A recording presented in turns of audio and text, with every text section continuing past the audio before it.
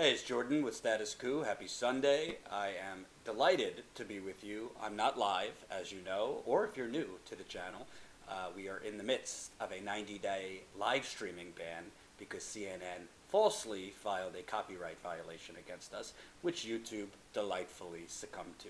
So we're in the middle of a 90-day live streaming ban, so unfortunately I have to record everything first and then put it up. Fortunately, we could put it up where the live chat feature still works, so this is a super chat, and do not forget, press the like button right under me. That thumbs up, press the like button. In this backwards world of YouTube, the more people that press the like button, the more people that will see the stream. So make sure you press that like button. Even if you don't like me, just fake it. I'm going to be playing my interview with Dr. Jill Stein in a few minutes. She obviously ran for the Green Party nomination in 2016. We spoke about the arrest and likely extradition of Juli and Assange, as well as many other things. It was a good interview, so I'm looking forward to airing that. Before I air that, we have some news. Let me get it ready.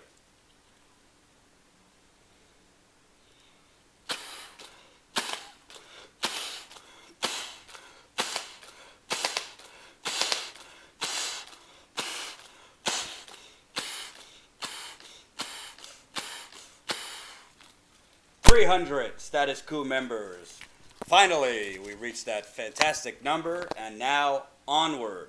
So, if you're new to Status Coup, we are growing not based on advertising. We're not growing based on plutocrats funding us. We're not growing based on special interests funding us. We are not growing based on the worst, awful plutocrats and oligarchs that are destroying this country buying us off. No. We are growing through you, the viewer B and the viewer B. We are at 300 paid members to our website, which is amazing. We just launched that in November. That goes with, let's see, 333 patrons. So we're over 300 members now, plus 333 patrons. So that's not good at math, but 630 something altogether. I'm so excited about this. We've been working hard, myself, Jen, Ty. You haven't seen Ty a lot lately because he's been working to finish our documentary, which I'll have be able to show you the final trailer for in a few minutes. So membership is how we're going to grow. And what do you get for that membership? Besides special behind-the-scenes content, besides getting our documentary early and free, you get to support actual independent media. There's a lot of independent media out there right now, and frankly, just media in general, asking you to pay $5 a month or $10 a month or whatever they charge, and they promise you a lot of things. Well, I think we are promising you that we will go out in the field and cover the stories that the corporate media covers up. In just a year, we're just a year old, and we're a startup. We have not had massive funding to do much of anything. In a year, we've been to Flint several times, we've been to Detroit, we've been to Cleveland, we've been to Virginia, we've been to Chicago, we've been to Dallas. We just got back from Seattle and Vancouver, covering stories about you, covering stories about the disappearing and I'd say controlled demolition of the American middle class, covering stories about environmental genocide, water contamination. I am headed, and we are headed to Flint.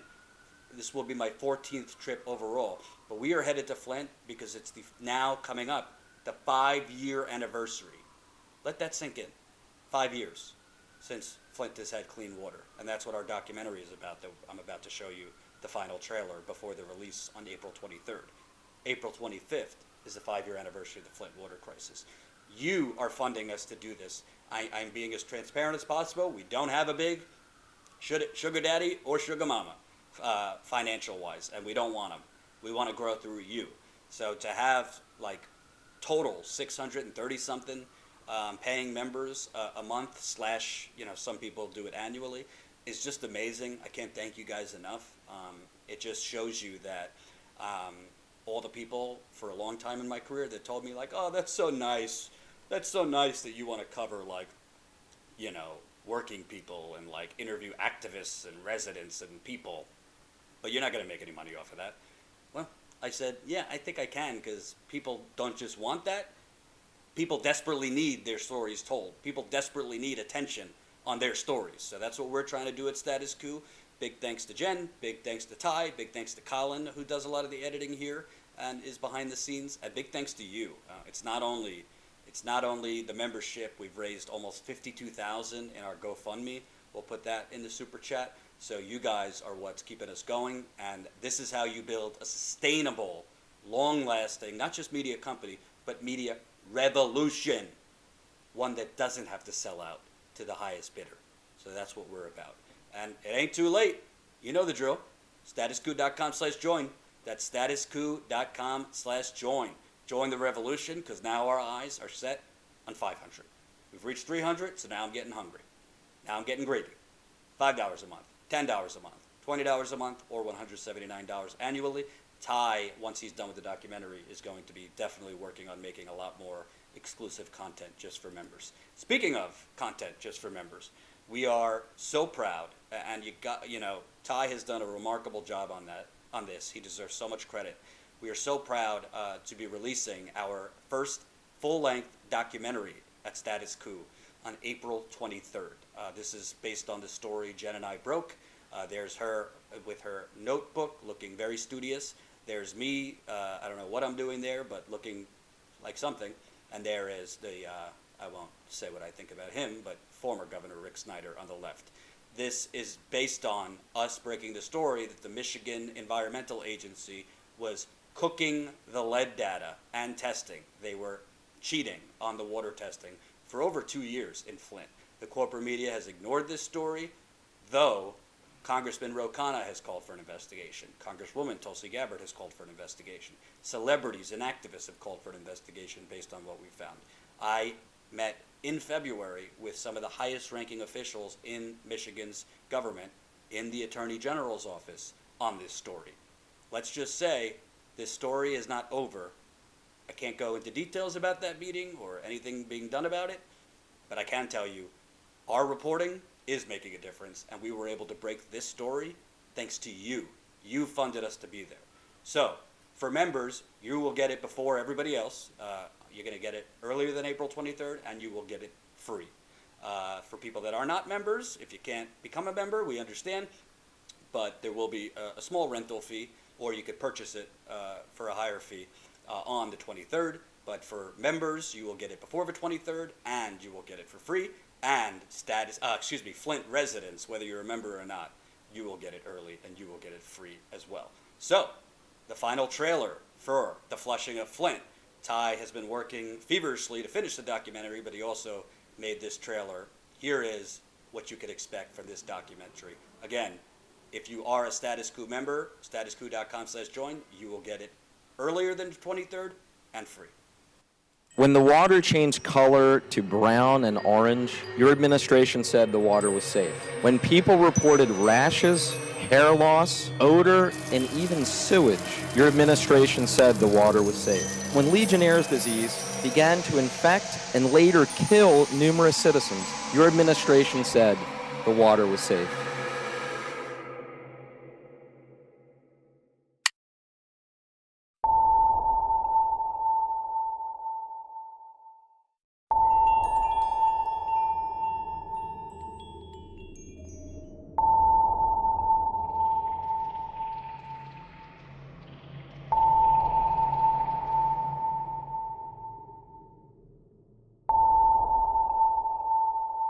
I'm a journalist. I'm just asking residents on this block if the state ever came to test your water.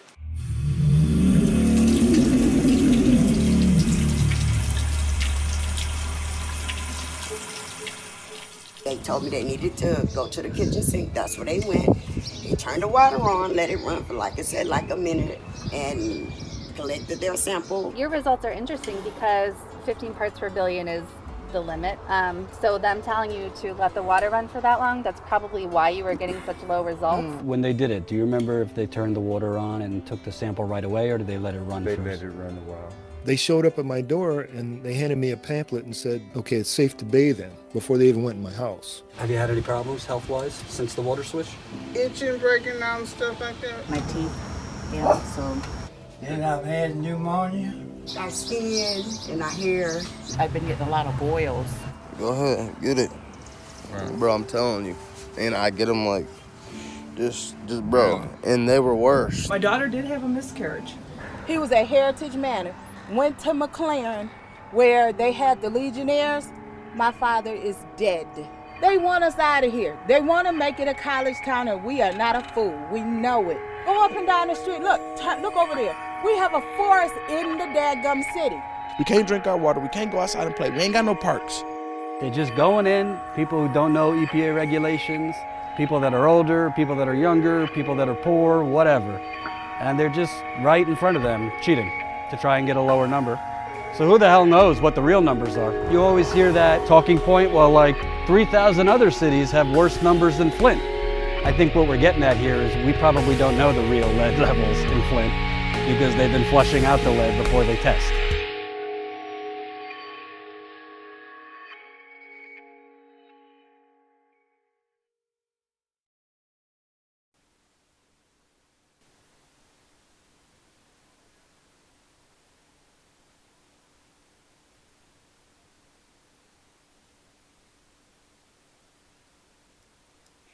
And there you have it. That is the final trailer for Flushing Flint, which is our first documentary.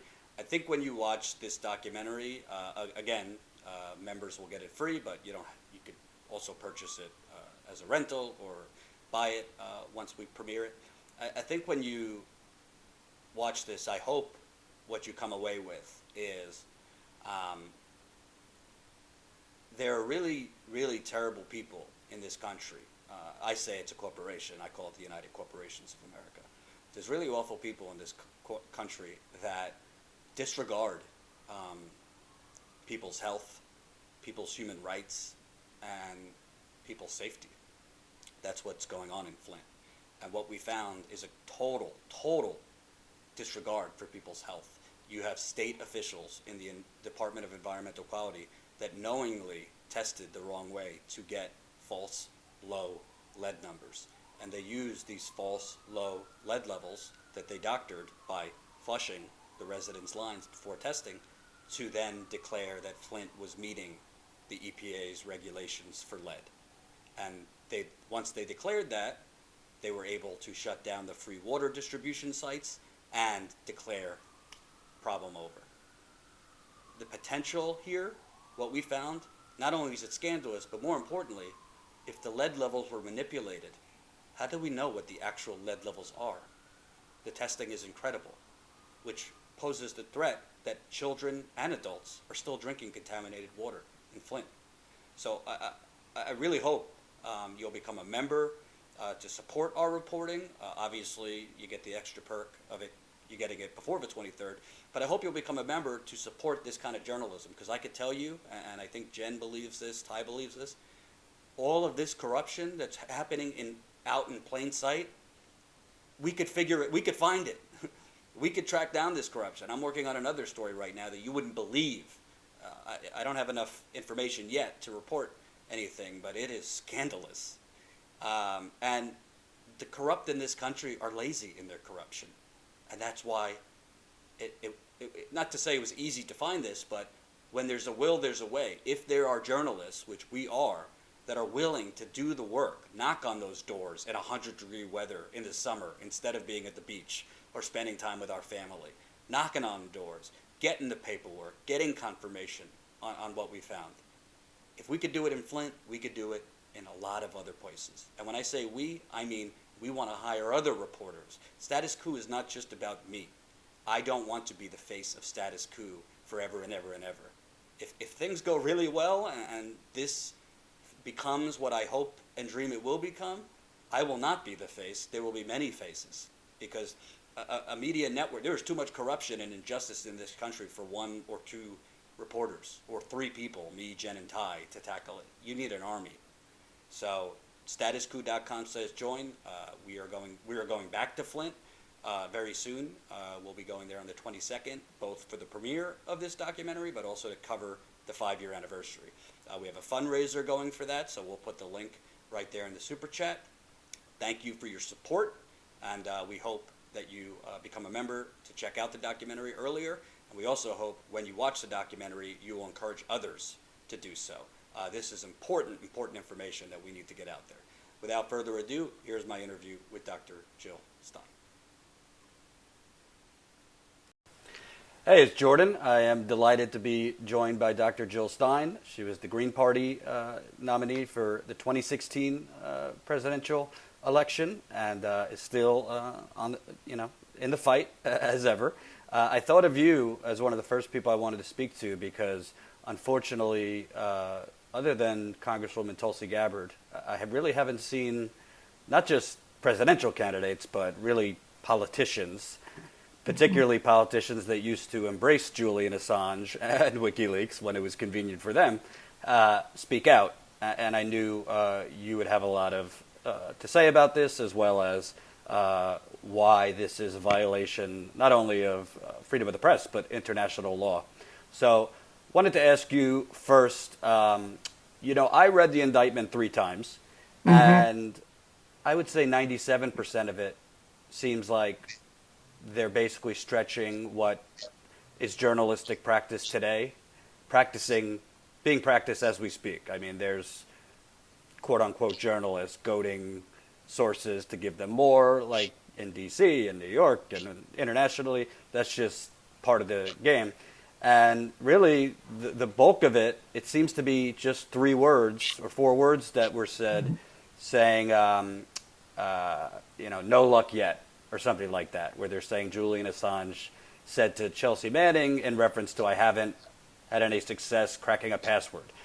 I thought it was very flimsy. I didn't see the full sentence that was said in. And I, based on the fact that the Obama DOJ had all this information and felt they couldn't prosecute, what is your thoughts on this? Their whole thing is Julian Assange basically was working with Chelsea Manning to, quote, hack a password. Yeah, exactly. And that whole approach is an effort to sidestep a direct assault on press freedom and publishing, knowing that there would be incredible outrage and sympathy and support and revolt if they did that. So they tried to do an end run, which is really what the Obama Justice Department also tried to do for many, many years, and concluded that there was no way to indict Julian Assange without indicting also the publishers of the New York Times and the Washington Post and everybody else. So they backed off and said no. But, the Trump Department of Justice, so-called, wanted to take a, quote, fresh look. And like the way they've approached so many other things, it's just incredibly stupid and ignorant of the realities of law and the Constitution. And you can't attack the things that journalists and publishers do without also attacking just the basic press freedoms. And by zeroing in on these things that publishers and journalists do, they're especially targeting whistleblowers and the kinds of things that publishers and journalists do in order to protect whistleblowers who are absolutely critical to our democracy. And one person who's really spoken out beautifully on this, no surprise, is Daniel Ellsberg, and other whistleblowers as well, including Edward Snowden and Glenn Greenwald, for that matter. And they've really articulated with great, shall we say, knowledge about constitutional law and great knowledge of this case, that this just can't be done, and that the things that journalists do, like encouraging a source to provide more information, or like helping to protect the anonymity of the source, is not only okay for journalists to do, they're required to do that. They're ethically supposed to do that. So nothing in that indictment, from my reading and my reading of attorneys and constitutional experts who know much more about this than me, there is nothing that really constitutes a violation of good practice and law in what Assange is being charged with here. And I think it's important to note, first, I say with the caveat, I don't just trust what the government and CIA tell me. So I don't know the wider context of that sentence. No luck yet. They could have taken it out of context, what he was saying. It could be about something completely different than a password. I mean, the CNN and Washington Post and all these types like to breathlessly regurgitate, but I'd like the evidence. But let's say... And just to add to that, Jordan, even if he did help, figure out a password, even if he did help break a code, that was not going to access new information. That's what I was about to ask you. Going to protect the identity of the source. So this is not a matter of intruding into security systems or, national security computers and so on. This was a matter of protecting the source, which is, that is best practice. And to indict and to, drag a journalist on foreign soil who's not even a citizen of this country, to subject them to basically espionage laws for citizens of this country is an outrageous thing to do. And you mention how this violates international laws. Press freedom is international, and it must be. If we don't respect the integrity of journalism, then what the U.S. is doing to Julian Assange can be done by China or Russia or Iran to our journalists or other international journalists for exposing their secrets. Exposing secrets, as Daniel Ellsberg keeps saying beautifully, it's essential for democracy. It's not just okay, it's something that we rely on as a cross-check on power.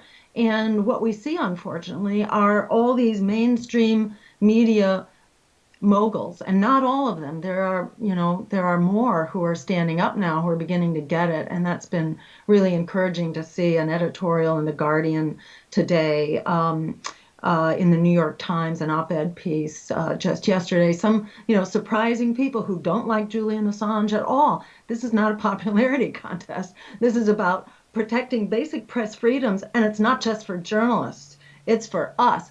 The Vietnam War never would have been ended had Daniel Ellsberg not had the courage to leak the Pentagon Papers, and had Mike Gravel, who was a senator at the time, not had the courage to actually read the Pentagon Papers into the congressional record.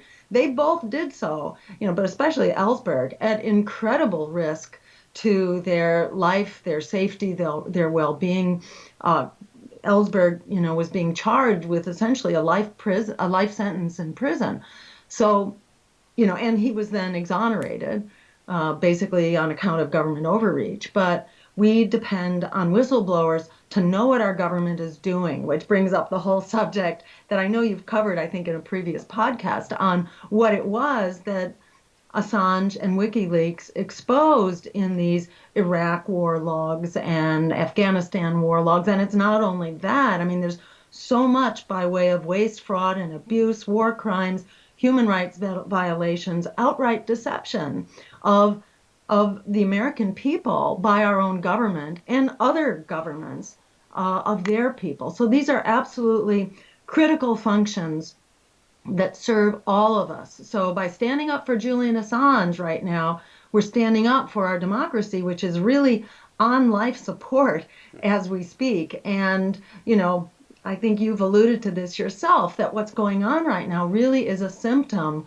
of an empire that is doubling down as it tries to defend its global hegemony in the face of an increasingly multipolar world.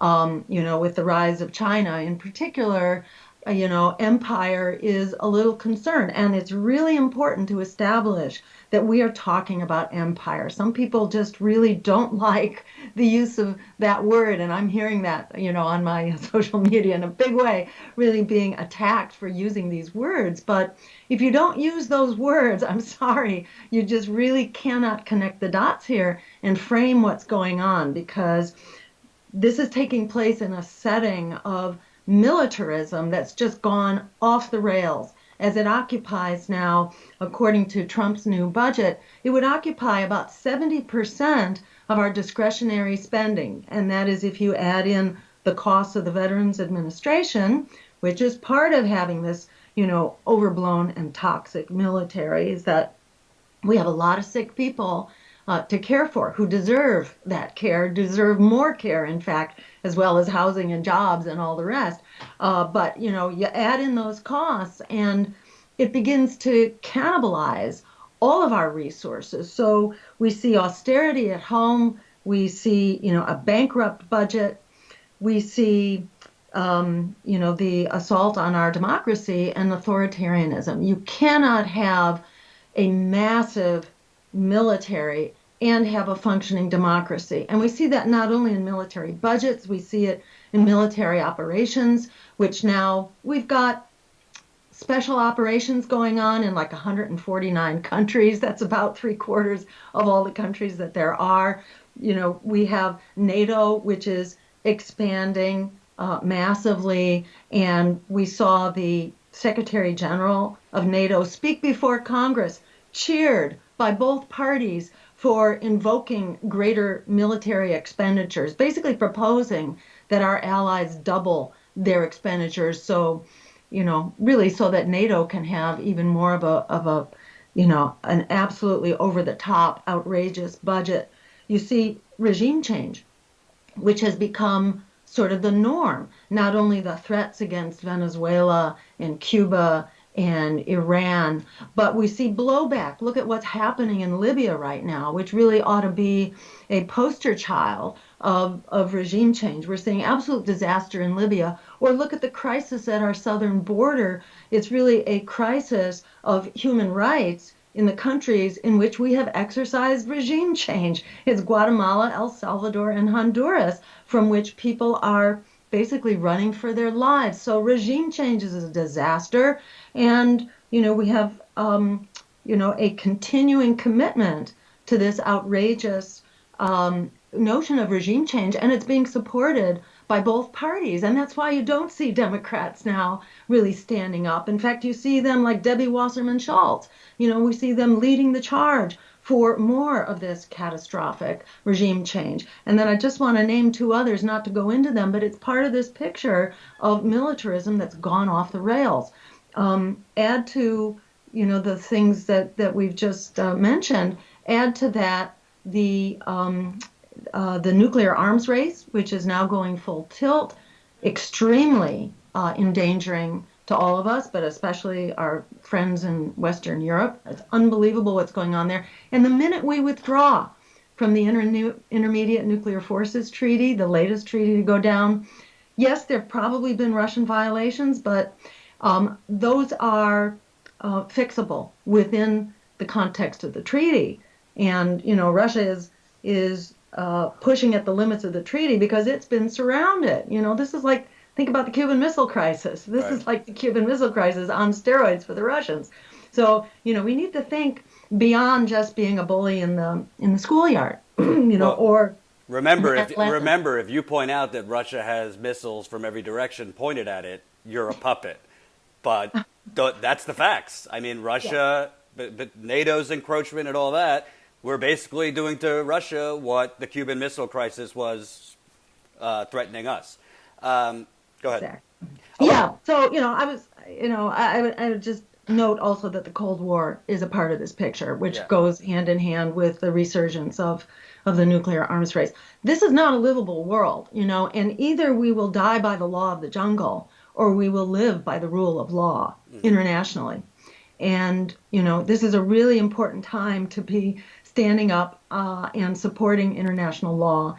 And in my own mind, I can't think of a way forward within this box of two political parties that are in bed with war contractors and Wall Street and the fossil fuel industry, which is why, in my mind, political independence is really critical in order for us to move forward. I want to ask you, and you could tell me if I'm totally crazy with this analogy, but, the history of the United States, besides, obviously, genocide of Native Americans and kidnapping and, land theft, was of running away and trying to get out from under a colonial imperialist Great Britain.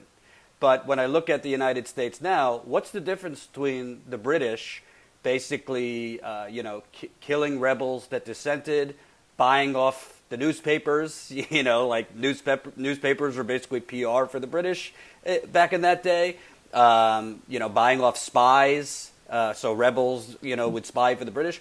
What is the difference between basically what we were trying to flee and now you have, essentially the CIA being the arbiter of what is and what is not journalism? That would be like Adolf Hitler being the arbiter of what is a nationalist German citizen, what's a good national or a true native German citizen and what is not.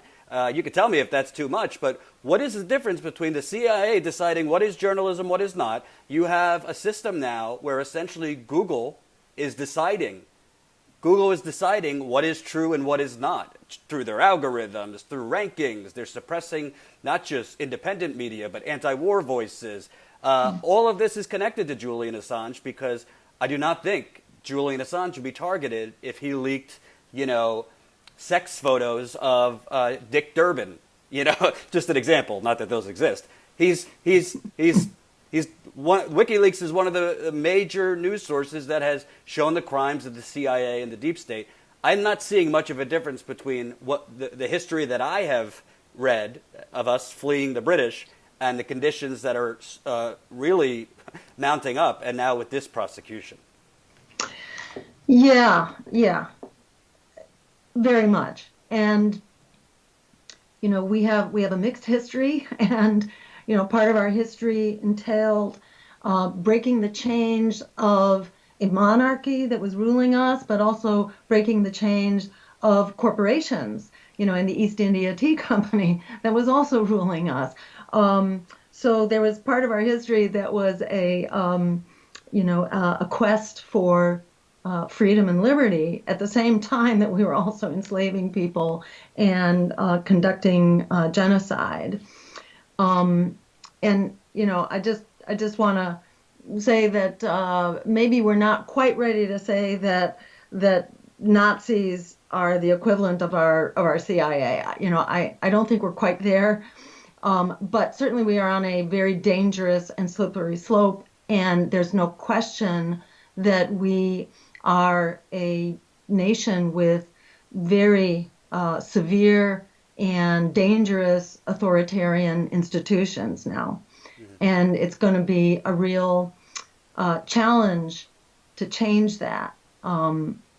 That history has to serve us warning, and it should inspire us to embrace the better side of our historical selves, Right. where our social movements and our everyday people, because I can't say my knowledge of the American Revolution is that great, but there were certainly ordinary farmers who didn't have slaves, who were leading the charge to throw off the stranglehold of monarchy. And the major social movements of our era, from the abolition of slavery to the fight for women's right to vote, to the labor movement, have really been led by everyday ordinary people standing up and fighting a very oppressive system. Right. So we've had that recurrently, but we've also found the means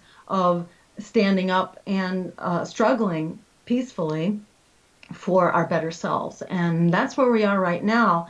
I'm pretty, persuaded for quite some time, really since the Occupy movement, that we have enormous power. We have incredible latent power, and the political predators rely on snake oil and smoke and mirrors to hijack our movements, to intimidate them, and to silence them. And we're in a big moment of that right now. Russiagate, has certainly been used to renew McCarthyism between warmongering, censorship, and the suppression of political dissent. We're in a really dangerous moment, and both parties are bought into this. The Democrats are basically leading the charge.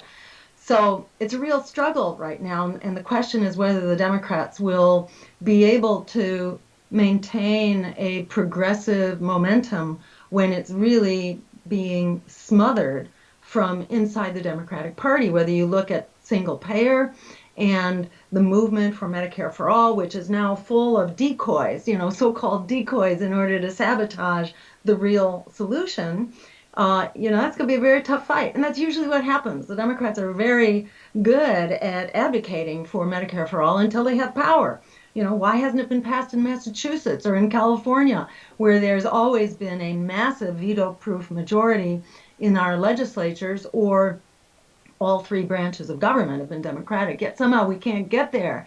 And the states that are most Democratic are also most, have the biggest economic disparities. And yeah, they do some things right, but not a whole lot. Don't stop fracking in California, for example, or look at the Green New Deal. And I'm really glad that it's being discussed and that AOC has kind of taken it on. That's wonderful. But look at what's happening to it. It's basically on the shelf. Although it's great, people are talking about it, and it has really raised expectations. But I'm not clear we're going to get there at all. It's got to go with a job guarantee. There's no way you're ever going to overcome the divide and conquer between labor and the environment. You're going to have competing interests unless we really ensure that the Green New Deal includes a jobs guarantee, the right to a job, health care, education, affordable housing, and the abolition of student debt, as well as free public higher education. They have to be a part of this comprehensive solution.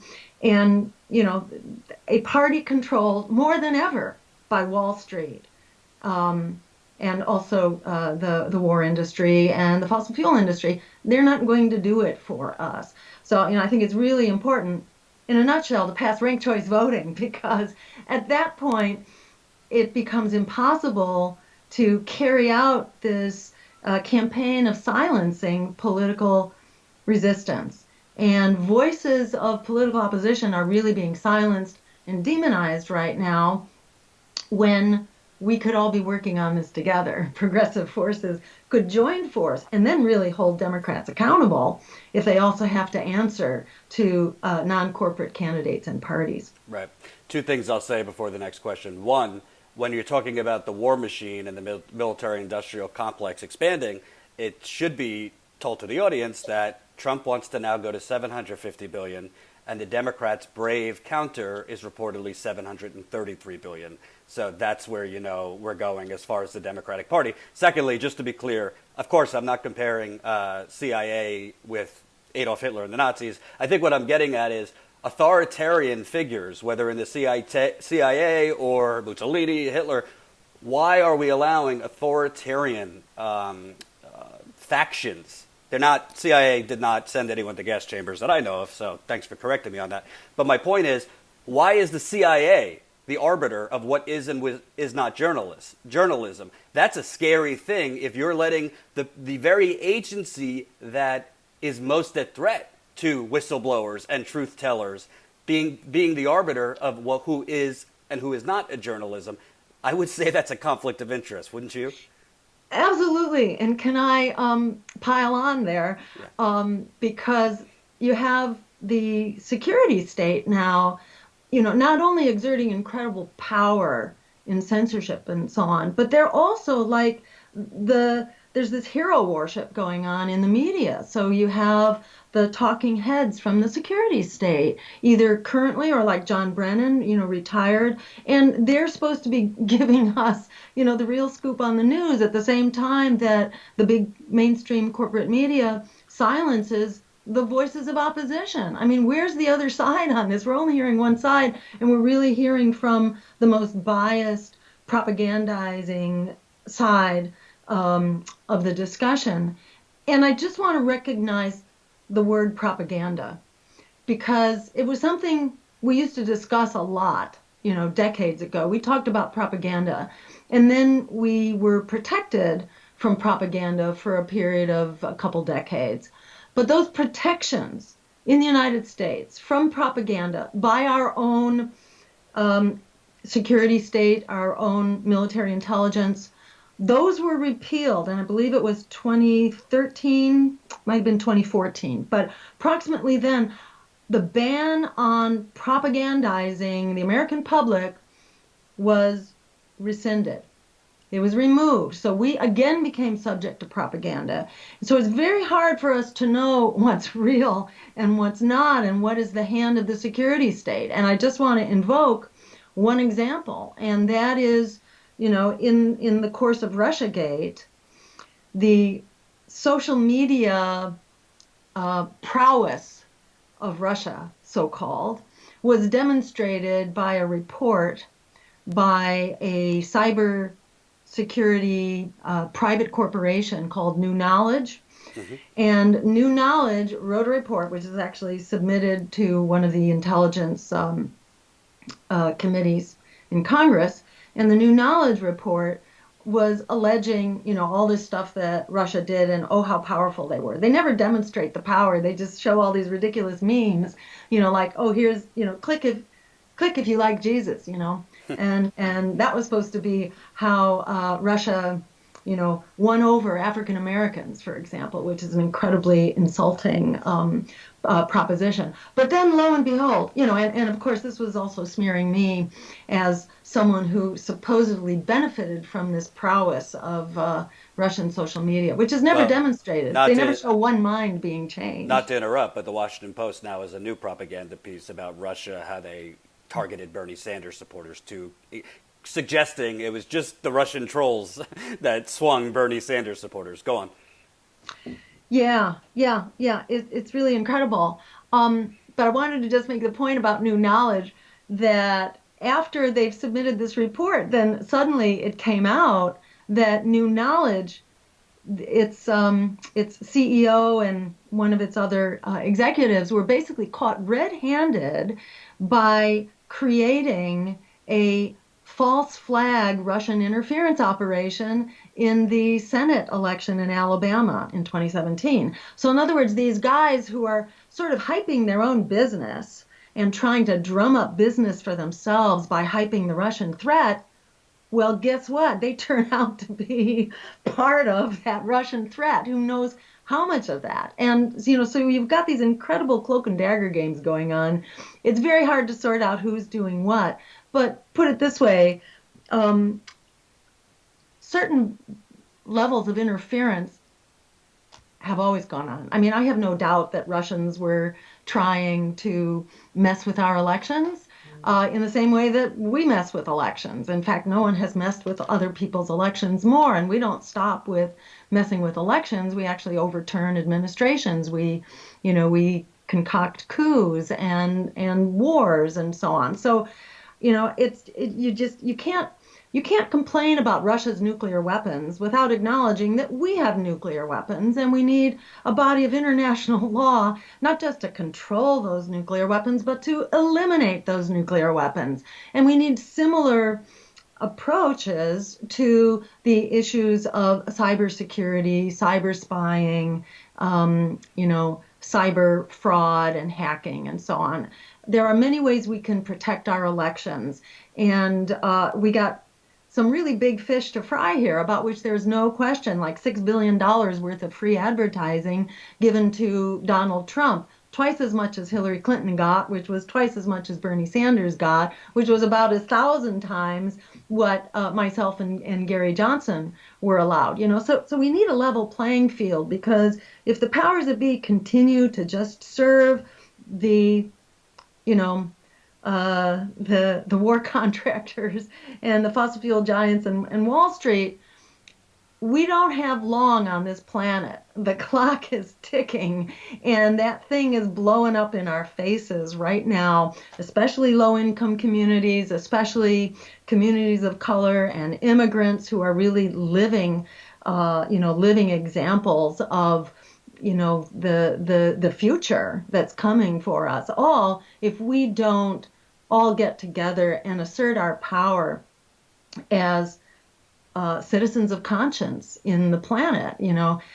I think there's incredible power, especially cross borders. People do not want this, this regime of nuclear weapons and endless war and austerity on healthcare and education and housing. It's being felt all over the world. This is really the follow-on to this era of neoliberalism that's been embraced by Democrats and Republicans. It is come to a grinding halt, and it's time for us everyday people to stand up and demand what we deserve. And part of that, a really important enabling foundation is ending the two-party tailspin by passing ranked choice voting in your state. And people can find out about ranked choice voting on my social media, for example, at Dr. Jill Stein. That's Dr. no period, Dr. Jill Stein. And there are several sites that are all over our social media that are promoting this. We have a referendum going on right now in Massachusetts in 2020. We expect to pass ranked choice voting and follow on to the progress that was made by the state of Maine, which liberates voters so that we can actually lead with our vision of the future. You don't have to walk into the polling booth. Excuse me. You don't have to go and vote against the candidate you hate the most. Because where does that get us? You're never expressing your vision of the future and moving us towards it if you're just voting against what you hate. We have to be able to vote for what we want. Democracy needs a moral compass, and that's us, folks. And we need to unleash that moral compass through a number of election reforms, but that's one of them. Otherwise, we see basically it's another form of voter suppression, which essentially suppresses a more inspired and visionary politics that can serve us now and into the future. I want to read to you, it was when Mike Pompeo was CIA director. He made a comment that I think is very dangerous, and I also think is very ignorant of what the First Amendment actually is. But he said, Julian Assange has no First Amendment freedoms. He's sitting in an embassy in London. He's not a U.S. citizen. It seems like this is part of their basis for his, this indictment. But my understanding of the First Amendment, it's not to govern just U.S. citizens. It's anyone exposed to our court system. That's why even for terrorists, there was an argument among people like you and me, they should be tried in our court system. It seems like they are not only throwing away international law, we haven't even talked about that it's illegal to revoke asylum unless very specific reasons, which don't apply here. But what is your take? Because it seems like the Obama administration, we could say a lot of things about, but at least they tried to mangle the law to get Julian Assange, but they didn't. But the Trump administration here, they don't seem to understand the First Amendment, and essentially, like we talked about, are trying to redefine what journalism to box Julian Assange out from that definition. Yeah, I mean, we have things to thank the Obama administration for, and we have things to, to really hold them to account for, like resurrecting the use of the Espionage Act to go after whistleblowers in the first place, which is why, in my mind, we cannot solve the critical issues of our democracy, our civil liberties, press freedom, endless war inside of the two-party tailspin. And we're trading off one against the other, and I think it doesn't work. I think we really have to hold our nation and the world to a higher standard. And it's not just a higher standard in abstraction, but it's a higher standard under which we can live, under which we can survive, because the law of the jungle is the alternative to the rule of law. We need the rule of law. The law of the jungle is, it's rough going under any circumstances, but when you have nuclear weapons, it's over for everybody. Nuclear weapons are the great equalizer here. And, they're being brought out now, and they're being unleashed and liberated, in very scary numbers. And so it's really important, we need press freedoms. I am not enough of a constitutional scholar, I admit, my background is really in science and medicine. So I'm catching up on a lot of other things right now. But, in the UK, for example, they don't have a First Amendment, but they have an expectation of press freedom. And, and they also fight for it.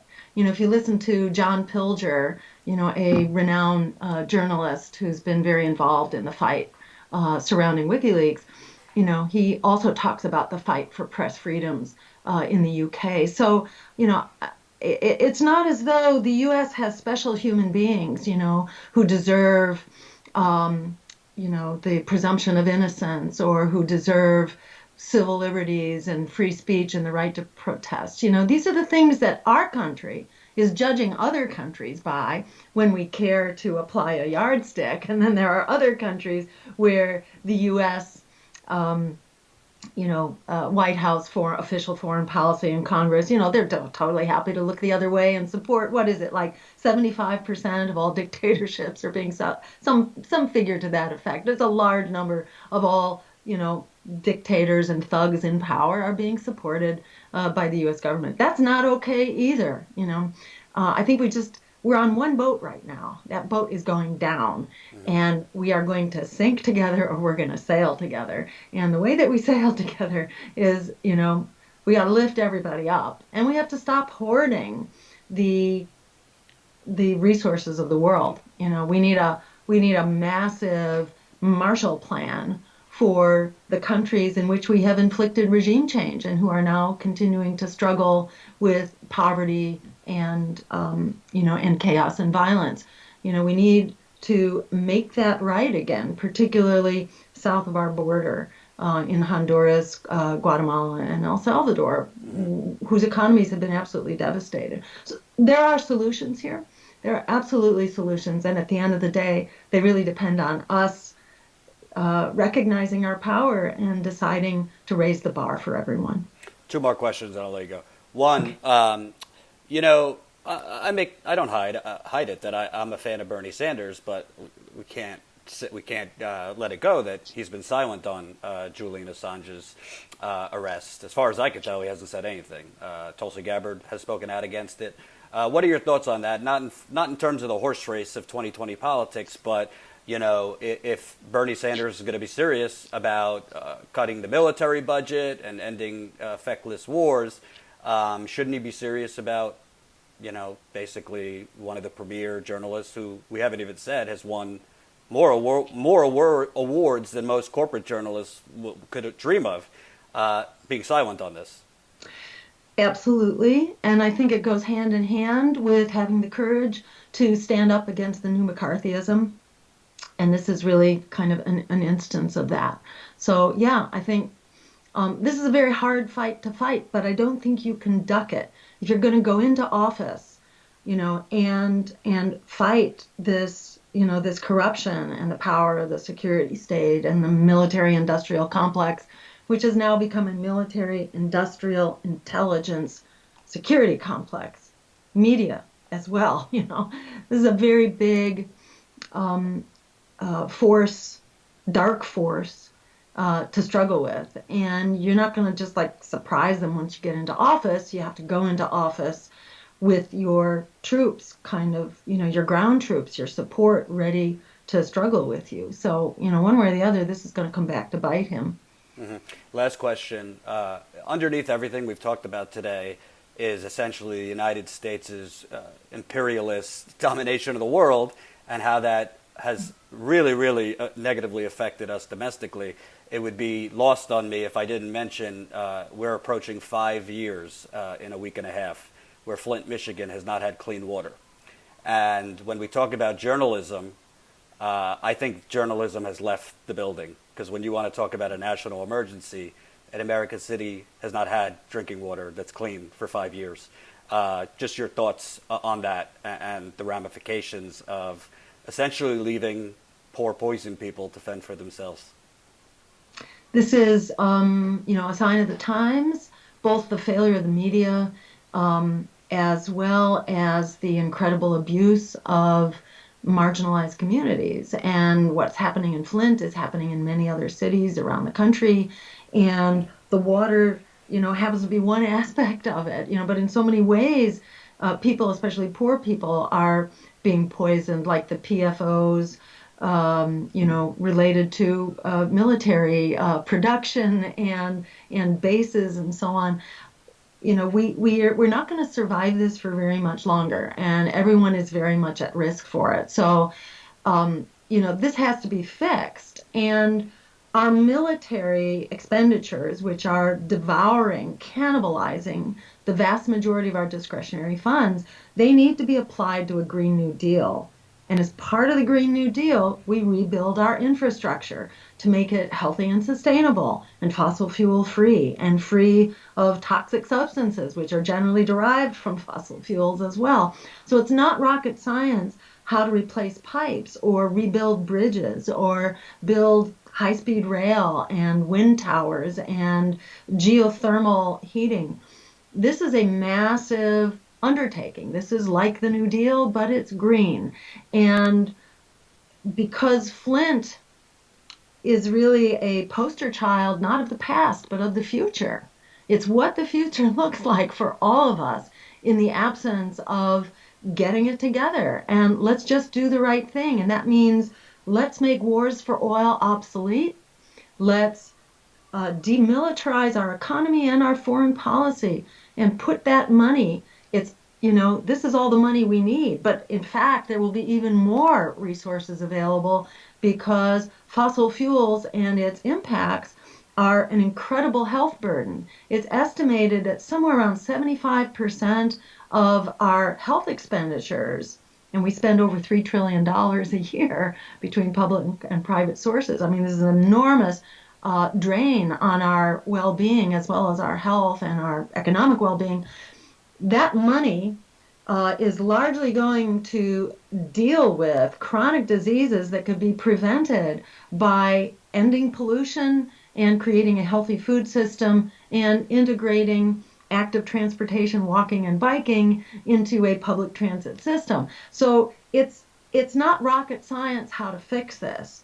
The only thing, the missing link really is a public movement, a social movement, and throwing off these chains of fear and self-doubt and intimidation that are being inflicted on us. We own that future. That future is being assassinated in front of our very eyes right now. You get a big movement when you start putting together, millennials and Gen Xers who are all in debt and who can't get out of it, and the jobs aren't there and they're not coming. When you put together, the movement for to abolish student debt, for free public higher education, together with the climate movement, the movement for healthy water, for indigenous protection, for immigrant rights, for healthcare as a human right, for a jobs guarantee. That's almost everybody, except for the 1%. And if we had a coordinated strike, for example, if everybody was out there striking on the same day for a convergent solution that is a Green New Deal that would ensure healthcare, education, housing, the end of student debt, and the right to a job in a fossil fuel free future. That's a lot of people coming out. That would bring the wheels of destruction to a grinding halt very quickly. And we could fund that new way forward by demilitarizing, which is what we have to do anyhow if we're going to get out of here alive. So there's a win-win. The missing ingredient is you and me, and it's all about us standing up together and not taking no for an answer. And I would definitely encourage viewers, I have done so after our last interview, to look more into ranked choice voting, which I truly believe would democratize voting in this country. It makes too much sense, and that's why the powers that be do not want it. Thank you very much, Dr. Stein, and we'll talk soon. Great talking with you, Jordan. Hope you enjoyed that last video. Hop on over to statuscoup.com where you can sign up for our email list and become a member for as low as $5 to $10 a month. Membership is how we grow. That's statuscoup.com/join. And remember, join our email list so we can grow the revolution with you.